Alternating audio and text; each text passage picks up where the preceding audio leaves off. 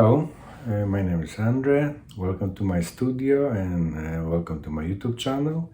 Today I'll be showing you how I'm experimenting with watercolor painting when I'll be using fountain pens, dipping pens, inks, gouache, and I'll be painting little poppy seed flowers. You can see them on the back side of the roads. And so hopefully you like this presentation and my experiments with different tools, and hopefully that will be helpful for you in your endeavor. Let's see how the painting is coming out.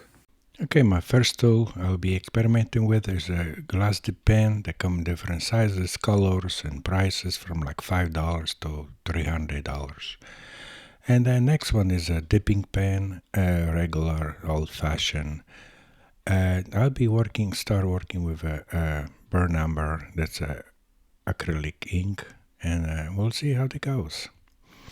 The dipping pen, it takes a lot of ink, so you have to be very careful when you're painting with it, especially on a rough surface like I'm using right now. It's a watercolor rough surface and cotton 100%, and works fantastic. I love it. The tool is great.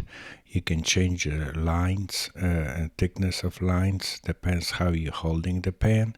If it's more vertical, the line is very thin. On the sideways, the line is a little thicker. I'm switching to the dipping pen because I start having little problems with acrylic ink. It doesn't flow as great as regular water-based ink. I needed a surface finish this with a waterproof ink. And the reason for it is that I'll be going with a watercolor on top of it, so there will be like water-based ink. I won't be able to do this little watercolor because I will just pick it up and all these lines will disappear. So at that moment I'm working on a first layer. It's a mixture of the golden ochre and sap green and a little bit amber. And the flowers are actually, the petals are gonna be with a red cadmium light. Normally I'm not working with, when I work with watercolors, I don't use the watercolor brushes. I'm using synthetic pencil brushes, mainly designed for for the, I would say, acrylics and the oils. Reason for it is that they don't hold as much water, and I prefer work like a more dry paint rather than wet. Once in a while I have to soft the edges, you can see it, so the watercolor brush will be probably better, but not often I'm using this. So as you see it in this close-up, I just want to have these hard edges be created. That's just for my design and the way I want to have showing the flowers being a little bit rough and exposed to the outside of the world. So I'm purposely creating those hard edges. It is very unusual for me to work wet and wet. As you see it, I'm putting cadmium yellow light right now, and the surface is just maybe damp wet, but I would say it's a little bit dry, on the dry side. And just little finishing touches on the petals and the lights. And this is a little, I want to make a background a little bit so the flowers will stand up when you look at the painting. And last touch up, I will wash it, and it's like a, I would say like a paint lifting right now in this area. I just want to make it a little bit lighter. I went too heavy on a petal, and later on I realized that I need to use a little bit more solid color, a little more opaque. So I'll be using the gouache paint. As you can see, this is like almost my standard palette. And sometimes I instead Celerine blue, I'm using the ultramarine blue, but that allows me to go a little bit over with it. Gouache is a little bit more opaque and more brighter when dry than watercolors.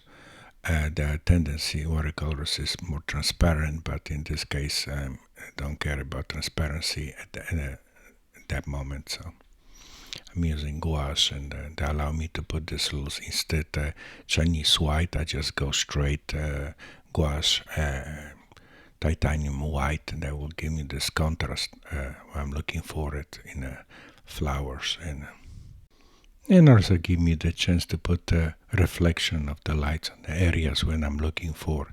So I see it, I'm just finished little touches here and there, little contrast of the little stem and finishing. Okay, so time for inking. This is the ink I'm using. That's a water-based ink, and now loaded my fountain pens. You can see it, different colors, and I usually try to keep like red ink in a red pen and blue and so on. So right now I'm using fountain pens, and I'm using both sides, front and back. If you flip that, they will have a thin line, and if you're doing like right now I'm doing, there will be a little bit thicker line. And it's a medium size tip, so this close-up looks like there's a big one. Now I want to show you what happens is if the paper is a little bit wet when you work with your glass tip pen, they start kind of like a little bit bleeding. But I did this intentional, so I want to have this little jaggy line and make a little bit more drama. As you see it's floating nicely with a water-based ink than acrylic ink I used to use before. So it's perfect for that kind of place.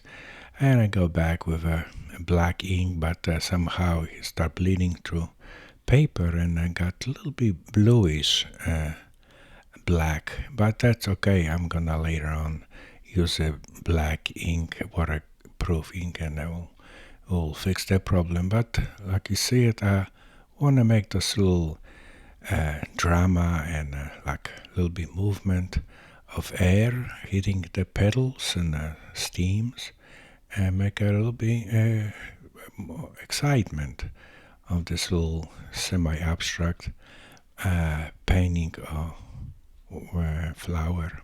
Okay, on this close-up you can see the switch to dipping pen. I'll be honest, it's really my favorite one as far as dipping. I guess because I used to do it, but there's nothing wrong with a glass dipping pen. But I guess that's my preference. For right now, it doesn't mean I will not use it later on. And here's painting is finished. I want to show you in the close-ups how much is going on in a painting, and from the distance you cannot see it. It's just like in real life. When you look at the flowers from the distance, they just look flowers, but when you get closer you can see there's a lot going on up there. So this is what I was after, and hope you like this presentation, and see you next time. And keep painting.